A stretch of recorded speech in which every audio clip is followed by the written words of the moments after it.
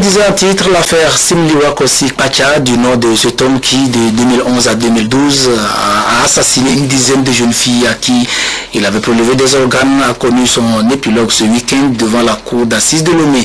Plus de 2 jours de débat marathon ont permis aux juges de voir plus clair dans ce dossier et de situer les responsabilités. 5 personnes comparaissaient. L'accusé principal Simliwa Kossi Pacha, ses complices et ses commanditaires. Au final, 2 condamnations à la réclusion criminelle à perpétuité ont été prononcées, une condamnation à 28 ans de prison et 2 acquittements.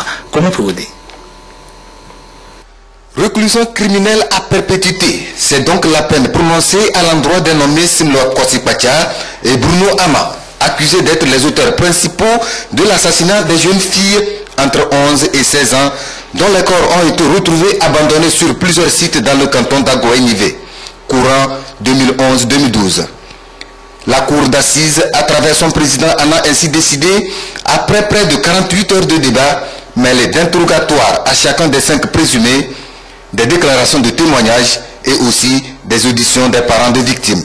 Il n'existe pas de circonstances atténuantes en faveur des accusés Simliwa Pacha et Ama Bouebou Bruno, vu les articles 15 et 23 du Code pénal, ensemble avec les articles précités et les articles 294, 343, 523, 525 et suivants du Code de procédure pénale sur l'action publique condamne 1. Simliwa Pacha Kossi à la réclusion criminelle à perpétuité. 2.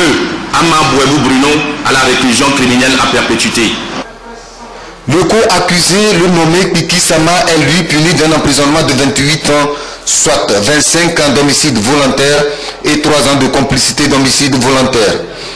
Les nommés Idrissou Moumouni et alias Montero Antonio ont été acquittés. Ceux-ci recouvrent leur liberté.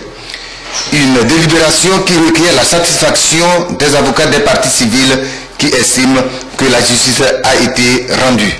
En tant que conseil des parties civiles, la décision me paraît très satisfaisante. Le droit a été dit. J'avoue que quand je préparais le dossier, j'avais quelques inquiétudes, mais ces inquiétudes ont été levées par la clarté des débats.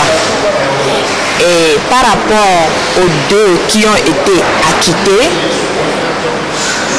je suis satisfaite. Et par rapport aux 3 qui ont été condamnés, il y a des éléments accablants dans le dossier. Et au cours des débats, des éléments accablants étaient encore apparus. Donc, le droit a été dit, justice a été rendue aux victimes.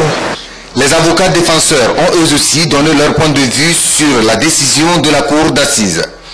Condamné ou acquitté, le verdict est tombé.